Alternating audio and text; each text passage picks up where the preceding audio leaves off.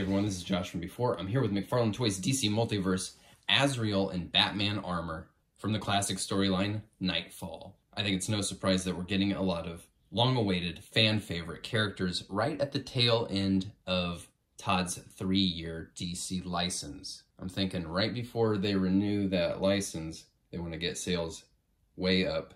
So they're giving us characters we've been waiting a long time for.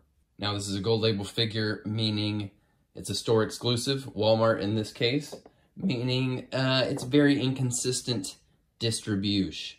A lot of folks have been finding this guy for a while now. I still haven't seen one in the store at all. In fact, the only reason that I'm holding this one in my hand right now is because of our dear longtime friend of the channel, Mr. Barry Hart. Found an extra one of these, was able to hook me up. Thank you so much for that, Barry. Let's welcome Barry Hart to the Rogues Gallery. That's right, the Rogues Gallery is finally returning now that I'm getting settled into the new space, and I want to implement a new ongoing feature, which is showcasing some of the awesome talent and creativity of our fan community. So let's take a quick look at a few submissions from Instagram. Thank you to everyone who has been sharing your work. We'll continue to show off these fantastic photos and customs in the future. But now let's get on with the show. Let's get Azrael out of this box. Okay, I've had him out of the box for a moment, and he definitely feels like a winner in hand so far. Got a nice heft and sturdiness about him, and for the most part, a really nice, clean look. Of course, this is the wrong shade of blue, and this is something that does happen quite a lot with the gold label variations. Whichever version we get first is usually not the correct one. So I have a feeling there's going to be a regular retail release of this, and it'll probably be the correct colors, because that's how they get you. They got me. So we can start moving this guy around. A ton of range in the neck, and the way this collar is built out, he's got room for his head to dip down into there. Fantastic range. I wish every figure would have as much range as this in the head and neck area. That would be great. And I can say the same thing for the butterflies. Tons of space here for really expressive fine-tuning of the body language. These sort of butterfly socket, when they work well, they are some of my favorite points of articulation on the Multiverse figures, just due to the expressive potential of posing. The elbow range is hampered by these huge chunky gauntlets that he's got right here.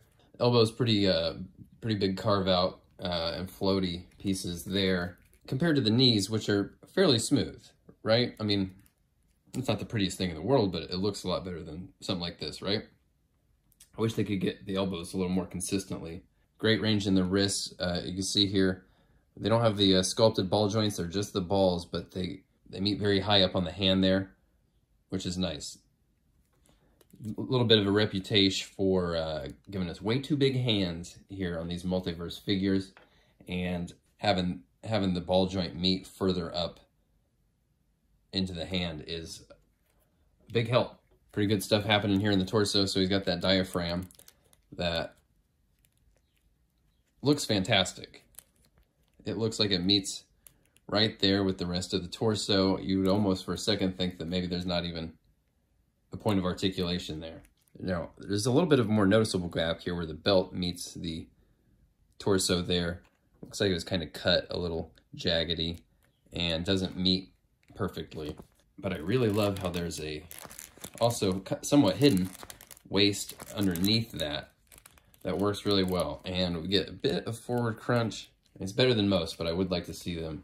If they can give us 45 here and 45 there, that would be mostly a 90-degree crunch, right? Pretty good range at the legs. Start to stretch the pelvis. If you extend them too far in any direction, it does have a decent amount of rotation there at the top of the hips.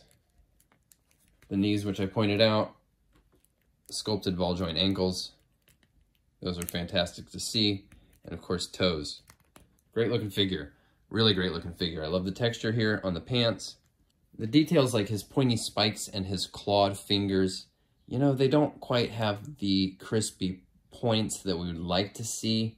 you know, it is what it is. If you were buying McFarlane figs, even like a few years back, the plastic would be more rigid and brittle, and things like this would have a tendency to break off. Now that they've gone to using a wider variety of different plastics and stuff, including this stuff that is a bit more gummy and soft, you know, on the pro side, these are less likely to break off. On the con side, they don't have like a nice sharp point. You know, and of course these crazy 90s claws that are one of the more prominent design details in this character design. You know, for them to not have those sharp points feels like it's missing a little bit. They are, of course, constrained by the medium that they're working in, but yeah, you know, I can't help but wish those were a little sharper, right? We'll do some comparisons here. This guy had big shoes to fill because these two White Knight Azraels, from all the way back from year one of the Multiverse line, still rank among the best releases from the Multiverse line to date, in my opinion. Really love those White Knight figures. Hope we get more in the future. We all speculated for a while that they might give us a repaint of this White Knight Azrael Batman armor with the classic Knightfall sort of colors, the blue and gold. I'm glad they gave us this new sculpt. It looks great. It's a really, really fun figure in hand. You know, when I first saw this guy and it was clear that it wasn't the correct color blue, I really thought for a second, did they just have an excess of the year 2 Batman color blue plastic and reuse it? My thought was maybe they got like 30 cents off per unit for using the blue they already had for this guy. No, it's slightly different. And why not look at him next to my custom Sky Escape Joker and Bob the Goon and the Drophead Robber. This figure rocks. Fun factor very high. Just the in-hand, the tactile feel of it, it's great. The blue is wrong, but I'm really stoked with this guy. I'm stoked to be getting some of these long-awaited fan favorite characters. Thank you again to Barry Hart for making sure I was able to get a hold of one of these guys. If you haven't found him yet in your neck of the woods, I do wish you the best. Happy hunting out there. And well, it feels good to be getting back in the swing of it, folks. Those weeks where I was moving and unable to make content at a consistent rate and get in touch with you all. Although they were long weeks, I felt adrift without you all. Anyway, gang, I will talk to you all very soon. Thank you very much for watching, and yeah, peace out.